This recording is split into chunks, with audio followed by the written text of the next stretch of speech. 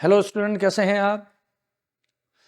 Genetics के इस unit में मैंने आपको ऑलरेडी बहुत सारी different non allylic gene interaction के बारे में समझाया है, जैसे कि सप्लीमेंट्री जीन। तो उसे आप हमारी प्रीवियस वीडियो के अंदर जरूर देखिएगा।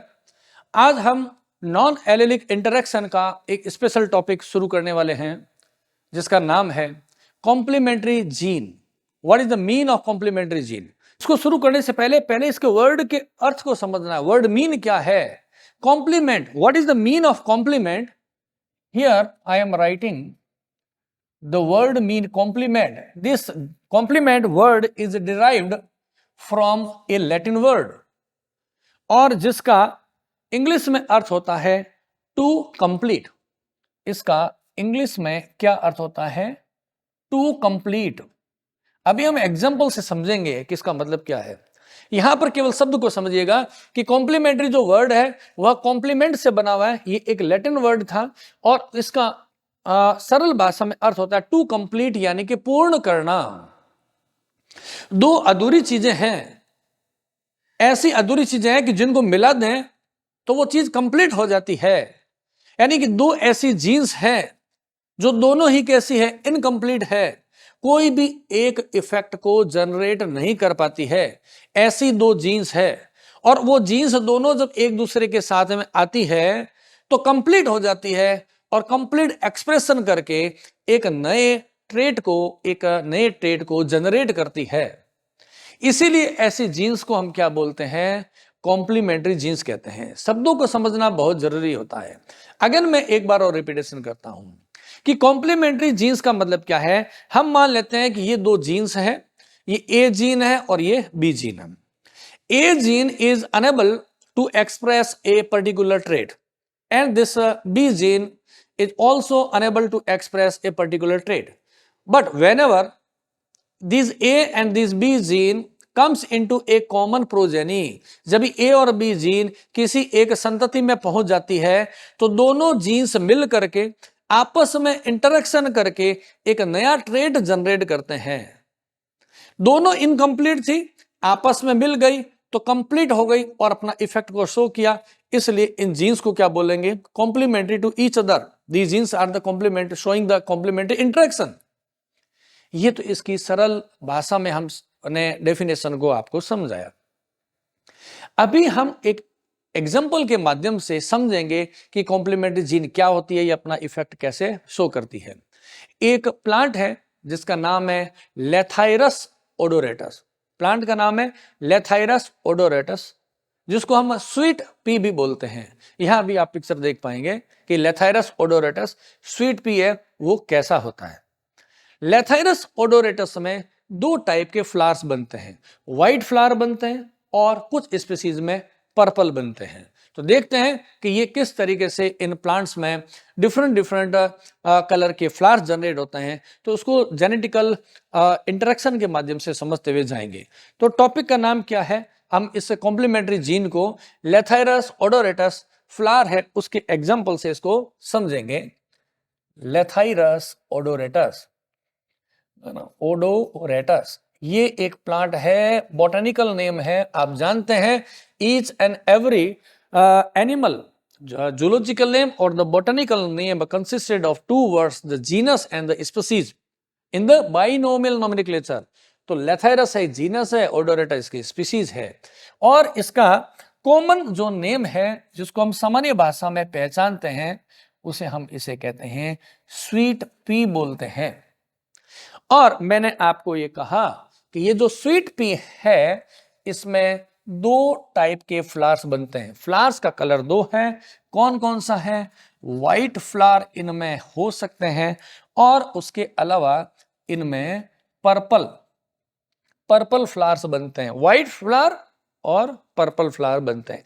डिफरेंट स्पीसीज में व्हाइट और पर्पल फ्लावर बनते हैं।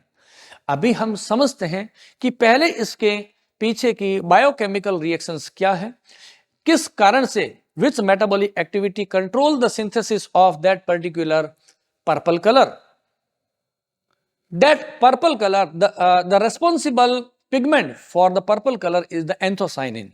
So at first we have to understand that how this anthocyanin is synthesized by the biochemical process.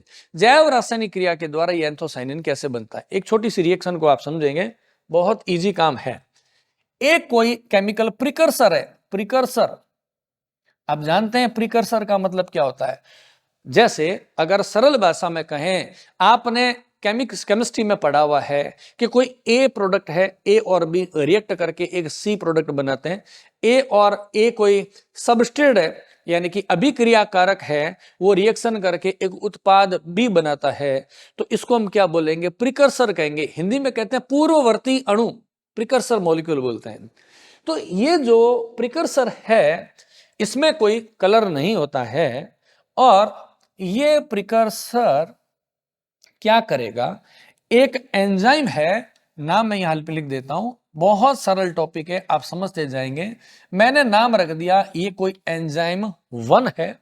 इस एंजाइम के इफेक्ट से ये precursor is converted into the chromogens, chromogen, a special kind of molecule that is called as the chromogen. Chromo means colour, gen means generate करने की जिसमें capability है। तो हम कहेंगे कि an enzyme catalyses the reaction of transformation from precursor to the chromogen. और इसी तरीके से ये जो क्रोमोजन है, सेकेंड बायोकेमिकल रिएक्शन से क्या बनेगा, in the presence of an another enzyme, हम इसको एंजाइम 2 कह सकते हैं। और इससे किसका सिंथेसिस होगा, इससे सिंथेसिस होगा एंथोसायनिन पिगमेंट का। एंथोसायनिन एक पिगमेंट बन जाएगा, और ये कैसे कलर का होता है, ये होता है पर्पल कलर का। तो ये एक बायोकेमिकल रिएक्शन है कि precursor, one of the precursor in the presence of enzyme 1 converted into the chromosome, and this chromosome in the presence of enzyme 2 converted into the anthocyanin pigment which is responsible for the purple color of flower। ये enzyme, आप जानते हैं कि enzyme क्या होते हैं, enzyme proteins होते हैं। और प्रोटीन का सिंथेसिस कैसे होता है, बाय द सेंट्रल डॉग्मा। आप जानते हैं कि डीएनए से आरएनए बनता है, और आरएनए से फिर क्या बनती है, एक प्रोटीन बनती है।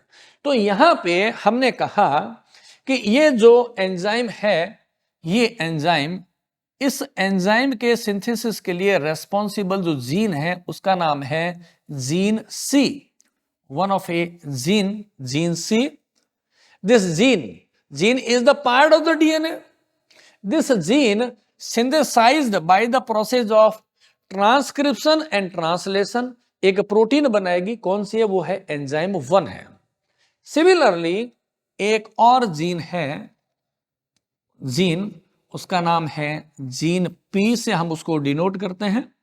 This gene synthesized by the process of transcription and translation synthesize the enzyme 2।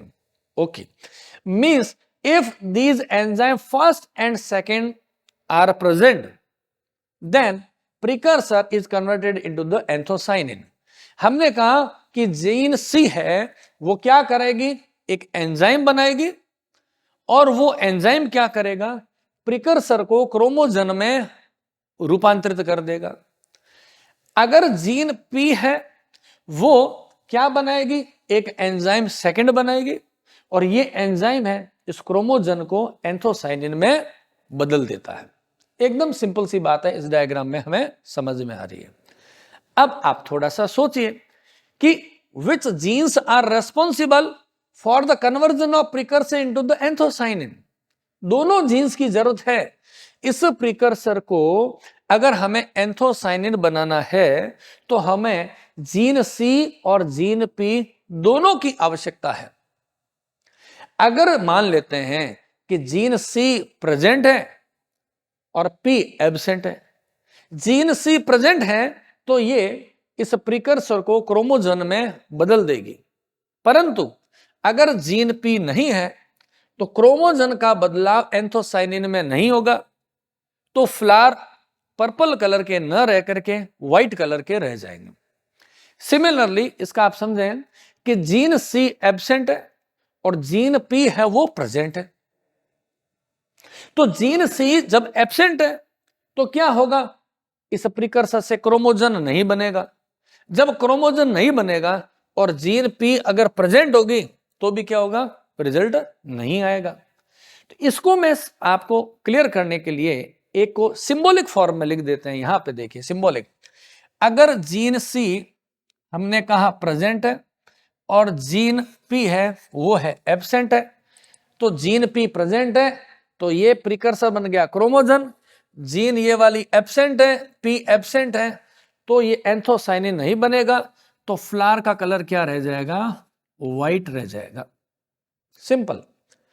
अब इसका दोनों उल्टा कर दें हम, हमने कहा कि ये जो जीन सी है वो एब्सेंट है, जीन पी प्रेजेंट है, तब भी मैंने क्या बताया, जब जीन सी एब्सेंट है तो प्रिकर्सर से क्रोमोजन नहीं बनेगा, जब क्रोमोजन नहीं बनेगा तो जीन पी के प्रेजेंट भी हो जाएगी, और जीन पी अगर ये एंजाइम बनाई देगी तो रिएक्टेंट ही नहीं है तो एंथोसाइनिन नहीं बनेगा।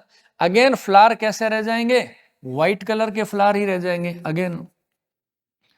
तो कहने की बात क्या आई, हमने ये कहा कि अगर जीन सी प्रेजेंट है और जीन पी भी प्रेजेंट है तो क्या बनेंगे, तो ही केवल पर्पल फ्लावर्स बनेंगे। तो ये चीज तो हमें क्लियर हो गया कि एंथोसाइनिन के सिंथेसिस के लिए दोनों जीन्स का प्रेजेंट होना जरूरी है। दोनों इनकम्प्लीट है, दोनों साथ में आएगी तो कंप्लीट होकर के बिहेव करेगी, एंथोसाइनिन को बनाएगी और फूल का रंग हो जाएगा पर्पल होगा। यहां एक और पॉइंट क्या ध्यान रखना है, वेरी इंपॉर्टेंट। आप जानते हैं कि कोई भी जीन होती है उसके क्या होते हैं, दो एलील होते हैं, एक डोमिनेंट और एक रेसेसिव होता है, ये आपने पढ़ा हुआ है। मेंडल के नियम में आपने पढ़ा था कि लंबा पौधा होता है उसको हम कैपिटल टी से शो करते हैं, और आपने ये पढ़ा कि बोनेपन के लिए स्मॉल टी और स्मॉल टी से हमने रिप्रेजेंट किया। सिमिलरली जैसे मैं यहां पर शॉर्ट में बता दूं, मेंडलिज्म में हमने पढ़ा कि टॉल के लिए कैपिटल टी है और ड्वार्फ को कैसे करते हैं, स्मॉल टी से। और ये आपने पढ़ा कि दोनों जब आपस में क्रॉस ब्रीड करेंगे तो बन गया था हाइब्रिड टॉल, और इस हाइब्रिड टॉल में एक जीन के दो एलील है, capital T small T. Capital T is responsible for the tallness and small T is the responsible for the dwarfness, but this plant is the tall because capital T allele is the dominant and small t is the recessive. Similarly, all kind of gene present in the pairs in the homologous chromosomes so dominant or recessive. तो हमने कहा ये जो capital C gene है इसके भी क्या होंगे, दो एलील होते हैं। यहां पे देखिए डायग्राम को मैं बना रहा हूं, एक फ्लो चार्ट के रूप में हम दिखा देंगे। ये हो गया, हमने कहा जो कैपिटल सी है, जो जीन सी है, इसके भी क्या होंगे, दो फॉर्म होंगे।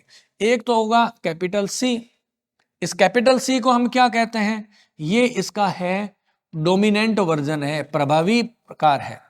दूसरा है स्मॉल सी, और ये स्मॉल सी क्या है, रेसेसिव होता है। यह है स्मॉल सी रेसेसिव होता है। सिमिलरली जब अब मैं इस जीन पी की बात करता हूं तो ये जो जीन पी है इसमें भी क्या होगा, एक होगा कैपिटल पी, दूसरा एलील होगा small P. Capital P again इसमें भी क्या होगा, ये है डोमिनेंट है, और स्मॉल पी क्या है, इसका रेसेसिव वर्जन है, ये है इसका रेसेसिव हो गया। ये बताना जरूरत है क्योंकि जब मैं आपको जेनेटिक्स के बारे में बताऊंगा, inheritance of C and P gene, तो आगे आपको कंफ्यूजन नहीं होगा। तो हमने कहा कि सी के दो एलील्स है, capital C dominant and recessive small C, और कैपिटल जो जीन पी है इसके भी क्या होंगे, एक डोमिनेंट एलील होगा और एक रेसेसिव एलील होगा। ये जो करेक्टर है, कौन सा करेक्टर, एंथोसाइनिन को बनाने वाला करेक्टर, इसके लिए हमें हमेशा कैसी जीन चाहिए, जो कि डोमिनेंट हो। दोनों जीन डोमिनेंट आएगी तभी ये एंजाइम बनेंगे और तभी इस प्रिकर्सर से एंथोसाइनिन बनेगा। दोबारा सुनो, मैंने कहा कि अगर कैपिटल सी जीन होगी, ये कैपिटल सी जीन इस एंजाइम को सिंथेसाइज कर सकती है, स्मॉल सी नहीं कर पाती है, ये डोमिनेंट है। कैपिटल सी डोमिनेंट है, इसके इफेक्ट से एंजाइम 1 बनेगा। कैपिटल पी, स्मॉल नहीं, कैपिटल पी जो कि डोमिनेंट है, उसके इफेक्ट से बनेगा एंजाइम 2। फिर ये रिएक्शन पूरी हो गई, फ्लावर बनेगा पर्पल। यानी कि पर्पल फ्लावर बनने के लिए हमें इन दोनों डोमिनेंट जीन का होना जरूरी है। ये क्या है? Limitation of the complementary gene. Objective question में जब कभी पूछा जाता है, इन छोटी छोटी बातों का आप ध्यान रखेंगे। मैं यहां पे एक छोटा सा पॉइंट लिख देता हूं। यहां पे पहली बात क्या है? इंपॉर्टेंट पॉइंट, इंपॉर्टेंट है कि बोथ जीन्स कैसे होनी चाहिए? Should be dominant. Both genes should be dominant. किस काम के लिए? तो हम कहेंगे टू एक्सप्रेस पर्पल कलर, है ना। देखिए, हम हर चीज को बोर्ड पे क्यों लिख रहे हैं? पावर पॉइंट प्रेजेंटेशन से पढ़ने में और ब्लैक बोर्ड में पढ़ने में क्या फर्क है? पहली बात तो आप इसमें आपको ऐसा फील आएगा कि जैसे आप मेरे सामने बैठे हुए और वैसी फीलिंग आएगी ऑफलाइन की। दूसरा, आप ये भी समझ पाएंगे कि मैं कैसे लिख रहा हूं। तो एग्जाम में आप जब रिटन एग्जामिनेशन देखेंगे तो लिखने का पैटर्न है वो आप समझ पाएंगे। अगर कोई डायग्राम को ड्रॉ करना होता है तो भी आप ये समझ पाएंगे कि डायग्राम को कैसे ड्रॉ किया जाता है। इसीलिए अदरवाइज अगर हम पहले से बोर्ड को लिख देते तो क्या होता? टाइम तो बचता, लेकिन वो चीजें उतनी हम कहेंगे क्लियरली समझ में नहीं आ पाती। इसलिए हम साथ साथ में लिखते हुए चलते हैं और पढ़ाते रहते हैं। हमने कहा both genes should be dominant to express purple colour. इस पर्पल कलर को बनाने के लिए कैपिटल सी जीन और कैपिटल पी दोनों होना जरूरी है, तभी क्या बनेंगे? पर्पल आएंगे। अब यहां से हम इन चीजों को कलर के लिए जीन के कॉम्बिनेशन को समझते हैं, फिर आप आगे जाएंगे ना तो बहुत इजी रहेगा। जैसे हमने कहा अभी यहां पे कि दोनों जीन का कैसा होना जरूरी होता है? डोमिनेंट होना जरूरी है। जैसे अगर मैंने ये कहा कि एक ऐसा प्लांट है जिसमें ऐसी हाइब्रिड कंडीशन है, ये जेनेटिकल कंपोजिशन है। एक कैपिटल सी, ये कैसा है? हाइब्रिड प्लांट है। ये डोमिनेंट है, ये रेसेसिव है। ये कैपिटल पी है जो कि डोमिनेंट है और रेसेसिव है। एटलीस्ट 1 कैपिटल सी आ रहा है, 1 कैपिटल पी, यानी कि ये भी डोमिनेंट है, ये डोमिनेंट है। ऐसी कंडीशन में प्लांट कैसा जनरेट होगा? पर्पल होगा। कॉम्बिनेशन को आपको समझना। अगर हम मान लेते हैं कि ऐसा होता, कैसा कि ये कैपिटल सी और कैपिटल सी है, इधर होता है स्मॉल पी। अब यहां पर क्या देख रहे हैं कि सी जीन है, वो तो कौन सी है? डोमिनेंट है। दोनों सी है, वो क्या है? डोमिनेंट है। तो वो क्या करेंगे? इस एंजाइम 1 को तो बना देंगे और प्रिकर्सर से क्या बन जाएगा? क्रोमोजन। लेकिन सेकंड जीन जो कि पी है, वो कौन सी है? रेसेसिव और रेसेसिव है, दोनों रेसेसिव है। तो ये एंजाइम फिर नहीं बनेगा। तो क्या होगा? रिएक्शन प्रिकर्सर से क्रोमोजन तक तो पहुंची, आगे एंथोसाइनिन नहीं बना तो प्लांट कैसा रह जाएगा? व्हाइट कलर का रह जाएगा। अगेन देखें एक और कॉम्बिनेशन। अगर ऐसा होता स्मॉल सी और कैपिटल पी, ऐसा जेनेटिक कंपोजिशन होने पर क्या होता? आप फिर देखें, capital P, this dominant gene is able to transform chromogen into the anthocyanin. Okay, क्योंकि ये क्या करेगी? जीन है, एंजाइम को बना देगी। लेकिन स्मॉल सी रेसेसिव है, बोथ आर द रेसेसिव है, तो वो रेसेसिव जीन इस एंजाइम को नहीं बनाएगी। जब एंजाइम को नहीं बना पाएगी तो प्रिकर्सर से क्रोमोजन नहीं बनेगा। अभी जब क्रोमोजन बनेगा ही नहीं, जो कि रिएक्टेंट है, और ये एंजाइम पड़ा हुआ भी है, ये बन गया, तो क्रोमोजन ही नहीं है तो एंथोसाइनिन बन ही नहीं सकता। तो अगेन ये फ्लावर भी कैसा रह जाएगा? व्हाइट कलर का फ्लावर रह जाएगा। ऐसे आपको समझना है कि डिफरेंट जेनेटिकल कंपोजिशन होने पे फ्लावर्स कैसे बनते हैं। ऐसे ही एक और मैं बताता हूं, स्मॉल सी, सारे के सारे रेसेसिव है, तो ये भी प्लांट कैसा बनेगा? व्हाइट ही बनेगा। ऐसे बहुत सारे जेनेटिकल कंपोजिशंस हो सकते हैं।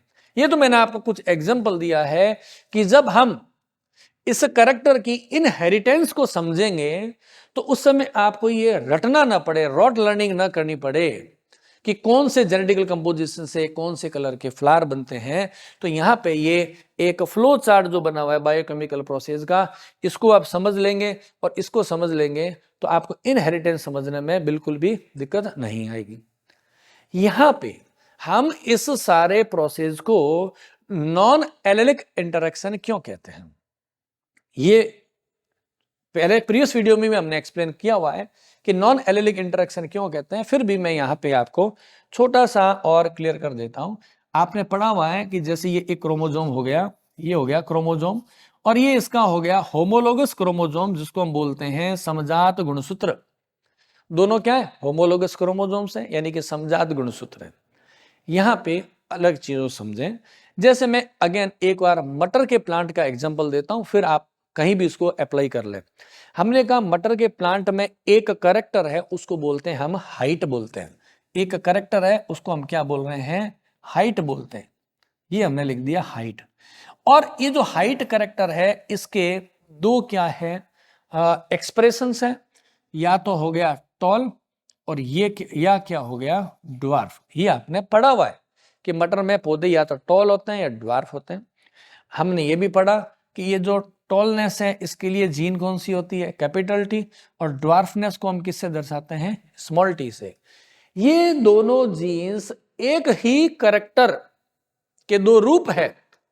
These are the contrasting traits है, not the character. Character is the height of the plant and tallness and dwarfness is the what is, these are the contrasting character of the contrasting traits है।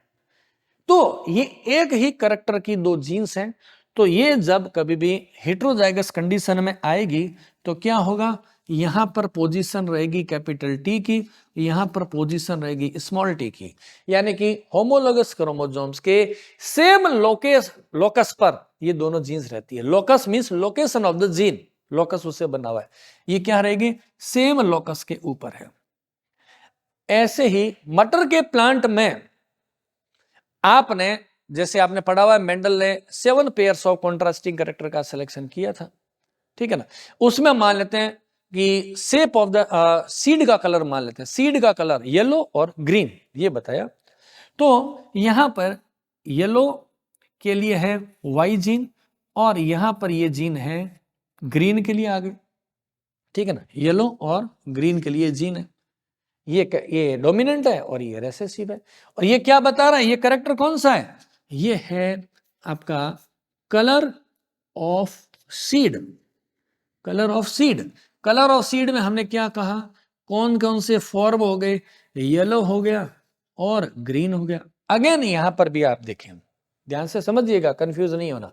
Height एक character है, colour of the seed एक different character है। इस height के दो alleles है, capital T small T, these are the allelic interaction, ये एलिल है। यहां पे कलर ऑफ द सीड के लिए है येलो और ग्रीन, कैपिटल वाई यानी स्मॉल वाई, ये आपस में एलिलिक है एसोसिएशन, ये भी एलिलिक पेयर है।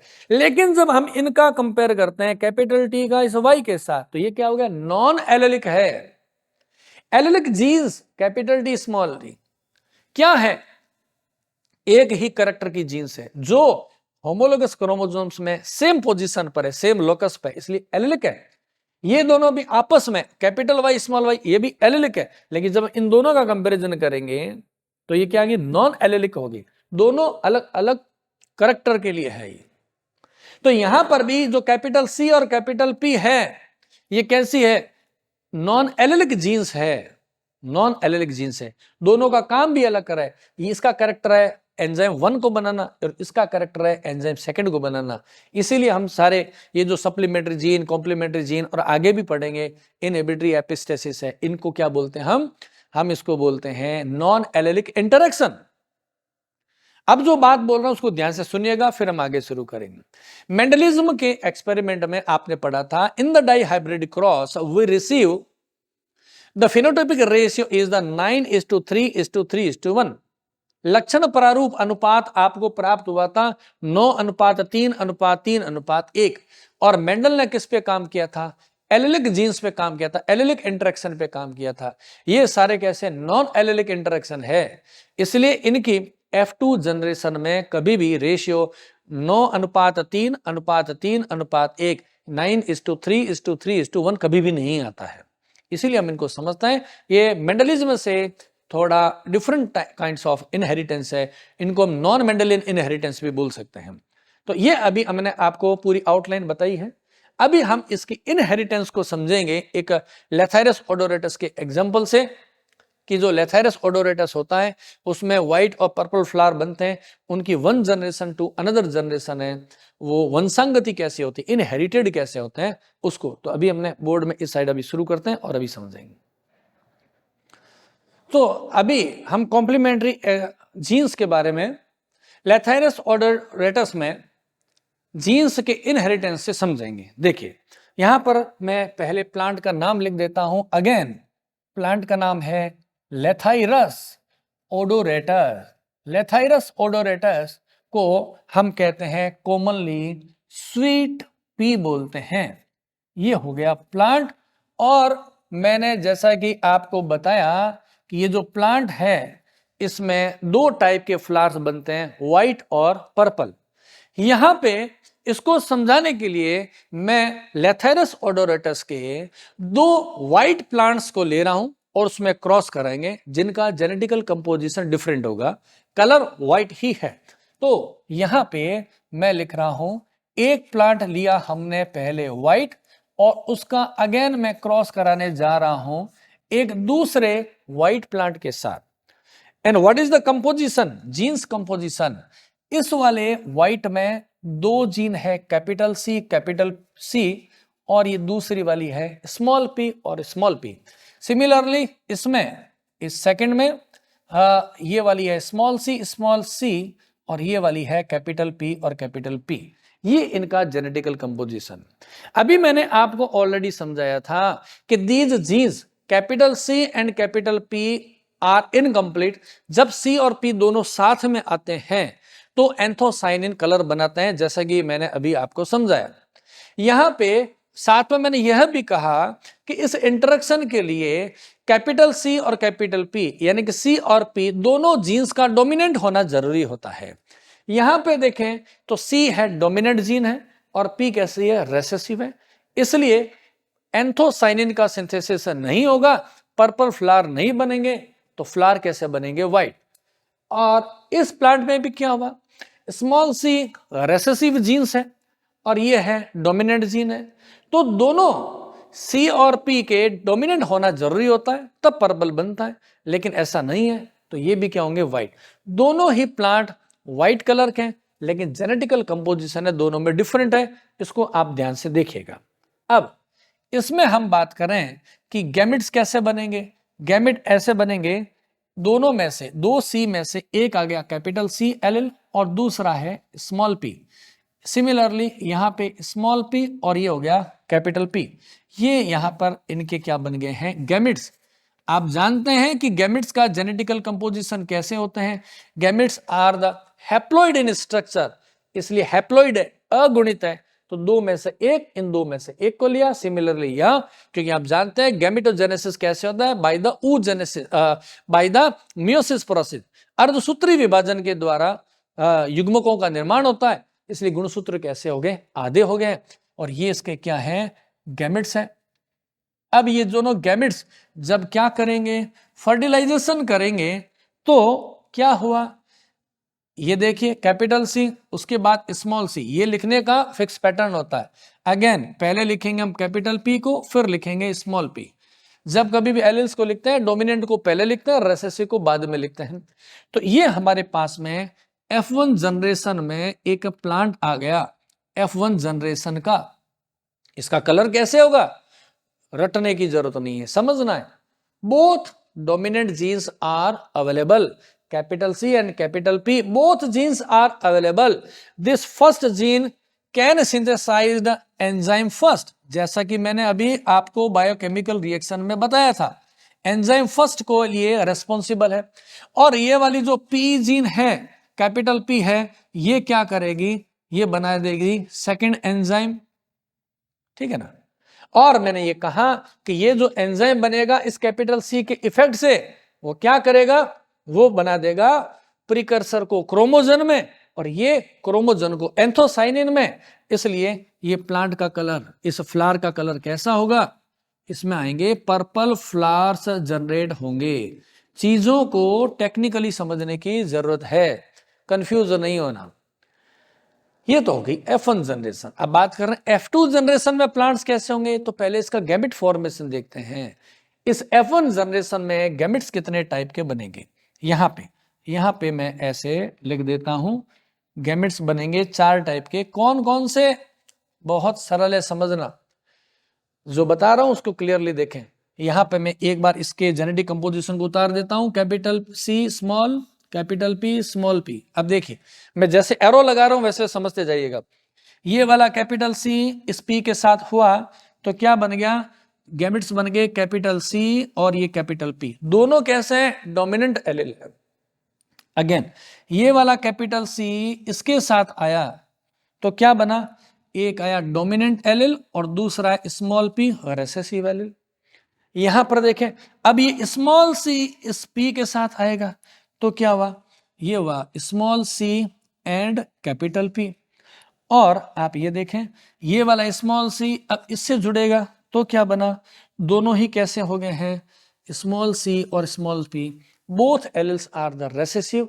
ऐसे 4 टाइप के क्या बनेंगे, गैमेट्स का फॉर्मेशन होगा। ये गैमेट्स हैं वो डेवलप होंगे किससे, F1 जनरेशन के प्लांट से, ये वाला F1। तो अब ये गैमेट्स बनेंगे तो F2 जनरेशन में कैसे कैसे प्लांट जनरेट होंगे उसको देखिए। अभी यहां पर एक टेबल बनाते हैं। आप जानते हैं गैमेट्स 4 है तो 2 प्लांट्स में जब आपस में क्रॉस होगा तो 4 गैमेट्स मेल के 4 गैमेट्स फीमेल के मल्टीप्लाई कर दो तो कितने बनेंगे प्लांट, 16, 4 by 4 16। तो यहां पे मैं एक टेबल बना लेता हूं और फिर हम उसको देखते हैं। एग्जाम में बड़ा ही रिलैक्स में काम करना है और टॉपिक को समझते समय भी एकदम रिलैक्स में, किसी तरह की हड़बड़ाहट नहीं करेंगे, टॉपिक जल्दी समझ में आएगा। सिलेबस को फास्ट करना इंपॉर्टेंट नहीं है, उसको समझना बहुत जरूरी है। इसीलिए वीडियो अगर थोड़ी लंबी होती है तो उसको टेंशन में नहीं लेना। ये हो गया, बॉक्स बन गया 16 का। ये वाला जो गैमेट्स है मैं यहाँ पर लिख देता हूं। पहला आया ये वाला गैमेट है, प्रोसीजर को देखते चलें समझ में आ जाएगा। स्मॉल सी के साथ कैपिटल पी, ये स्मॉल सी और स्मॉल पी। सिमिलरली इधर भी आप ऐसा ही करेंगे। ये मैं लिख देता हूं यहाँ पे और आप साथ साथ में समझ जाएंगे कि एग्जाम में कैसे करना है। These are the male gametes, these are the male gametes. ये साइन जानते हैं आप, मेल का होता है इसलिए यहां पर हमने लिख दिया मेल गैमेट्स है। These are the female gametes है तो यहां पर मैं लिख देता हूं। सब कुछ डायग्राम में आ जाना चाहिए कि एग्जाम के अंदर जब आपके एग्जामिनर कॉपी को मार्किंग देते हैं तो उनको ज्यादा लैंग्वेज को ना पढ़ना पड़े, सब कुछ इसी फ्लो चार्ट में आ जाए। अब यहां पे कुछ नहीं करना आपको, मल्टीप्लीकेशन की तो करना है, इतने आप समझदार हैं। यहां पर देखिए इन दोनों का, पहले इस एक को लेंगे इसके साथ में मिक्स करेंगे तो क्या बन गया, देखिए इन दोनों को मिक्स किया, कैपिटल सी कैपिटल पी। ये अब मैं इसको आप ऐसा समझते जाएंगे इन दोनों को, ठीक है ना। ऐसे ही इन दोनों को आप मिक्सअप करेंगे तो ये प्लांट बन गया। बस ये ध्यान रखें इसको एग्जाम में नोट करते समय कि आप कैपिटल और स्मॉल पी को तरीके से बनाएंगे। अगेन क्या करेंगे, इसको इसके साथ में, इन दोनों को, फिर इसका इसके साथ में, ऐसा करेंगे अपने, है ना। इसको आप ऐसे समझते रहेंगे और 16 तक हम इसको भर देते हैं। तो ऐसे जब आप इन गैमेट्स का फ्यूजन करते रहेंगे तो क्या होगा, ये 16 टाइप्स के प्लांट्स जनरेट हो जाएंगे F2 जनरेशन में। अब हमें ये देखना है इसके जीनोटाइप को रीड करते हुए कि कौन से कलर के फ्लावर बन रहे हैं। अगेन सिंपल और सिंगल स्टेटमेंट को ध्यान रखना है। पर्पल कलर के लिए दोनों जीन्स का डोमिनेट होना जरूरी होता है। यानी कि मैं यहां पर आपको बता दूं, शॉर्ट में लिख देते हैं हम, पर्पल कलर तब जनरेट होगा जब दोनों जीन्स कैसी आ जाए, डोमिनेंट हो तो ही होगा पर्पल, अदरवाइज व्हाइट। देखिए काउंटिंग करते हैं अभी, नंबर डालते रहेंगे। यहां पर देखें कैपिटल सी है capital P, both are the dominant, तो क्या हो जाएगा, यहां पर आएगा पर्पल। मैं निशान लगा देता हूं ताकि काउंटिंग करने में आसान रहेगी। यहां पर भी देखें ये दोनों जीन है डोमिनेंट है, यहां पर देखें तो ये डोमिनेंट है, capital C capital P dominant है। एटलीस्ट हो सकता है दोनों आ जाए ऐसे, कैपिटल सी कैपिटल पी दोनों हो गया, ओके। मिनिमम वन डोमिनेंट सी और मिनिमम वन डोमिनेंट पी, ये तो मिनिमम होना ही चाहिए, ज्यादा हो गए तो अलग बात है। जैसे इसमें देखें आप, एक सी डोमिनेंट है एक रेसेसिव है, और ये पी है, दोनों डोमिनेंट है। एटलीस्ट वन डोमिनेंट हो गए सी और पी है तो पर्पल आ जाएगा। यहां पर देखें, यहां पर सी दो है डोमिनेंट है, एक पी डोमिनेंट है, एक मिल गया ना सी और पी, ओके पर्पल हो गया। इसमें देखेंगे सी दोनों डोमिनेंट है, पी दोनों ही कैसी है, रेसेसिव है, तो पर्पल नहीं आएगा, क्योंकि दोनों ही एक सी और एक पी का एटलीस्ट डोमिनेंट होना जरूरी है। तो ये व्हाइट है तो मैं इसको खाली छोड़ रहा हूं। यहां पर एक capital C capital P dominant हो गया, इसमें पी डोमिनेंट नहीं है, व्हाइट रह जाएगा, ये डोमिनेंट हो जाएगा। इसमें भी एक सी और एक पी क्या है, डोमिनेंट है। यहां पर बात करें, इसमें बात करें तो क्या होगा, केवल पी डोमिनेंट है, सी नहीं है, व्हाइट। ये सी एक भी डोमिनेंट नहीं है तो व्हाइट। यहां पर अगेन ये क्या हो रहे हैं, डोमिनेंट हो गए तो पर्पल। इसमें एक सी है डोमिनेंट है, rest of the three recessive है तो नहीं बनेगा। स्मॉल सी नहीं बनेगा, स्मॉल सी नहीं बनेगा। अब यहां पर काउंटिंग करते हैं हम कि पर्पल कितने बने हैं। पर्पल फ्लावर्स जो मैंने मार्क किया उसको गिन लें आप। ये देखो यहां से 1 2 3 4 5 6 7 8 और ये 9, पर्पल कितने बने हैं, 9। अब बात कर रहे हैं हम व्हाइट फ्लावर्स की, व्हाइट फ्लावर्स कितने बने हैं। यहां से देखिए ये पूरा हो गया, यहां पे व्हाइट की बात कर रहे हैं तो ये हो गया 1, ये हो गया 2, उसके बाद ये 3, ये हो गया 4 5 6 एंड 7। व्हाइट फ्लावर कितने हो गए, 7, और टोटल को जोड़ के देख लें तो कितना आ गया, 16। यानी कि आपका ये सारा सिस्टम है सही बनाया गया है। तो जब कभी भी आपको लेथारिस ओडोरेटस में पूछा जाए कि फिनोटिपिक रेशियो क्या होगा, तो फिनोटिपिक रेशियो कितना हुआ, तो हम कहेंगे 9:7। ये ऑब्जेक्टिव क्वेश्चन में पूछ लेते हैं। In the allylic non allylic interaction which kind of the phenotype is showing by the complementary gene means 9:7। क्यों, हमने रीजन समझा दिया। तो ये जो अभी हमने आपको सारा टॉपिक समझाया इसको टेक्निकली आप देखें, एक बार पूरा बोर्ड आपको दिखाते हैं और उस बोर्ड में आप पूरा स्क्रीनशॉट ले लेंगे तो आपको अलग से नोट्स बनाने की जरूरत नहीं पड़ेगी। Thank you. अब आप इसमें क्या करेंगे, इस पूरे बोर्ड का एक ओवरव्यू ले लें जो हमारी क्लास हुई है अभी, तो आप पूरा इस समझ पाएंगे कॉम्प्लीमेंट्री जीन क्या होता है, कॉम्प्लीमेंट्री जीन है उसके कैसे बायोकेमिकल रिएक्शंस होती है, और डिफरेंट टाइप के जो जीन एक्सप्रेशन होते हैं वो कैसे शो किया जाता है। तो अभी आप इसको पूरा एक साथ में, मैं अभी साइड में हो जाता हूँ, स्क्रीनशॉट ले लेंगे तो उससे क्या फायदा होगा कि आप फिर इसको कॉपी में नोट कर लें और या डायरेक्ट उसको पढ़ लें।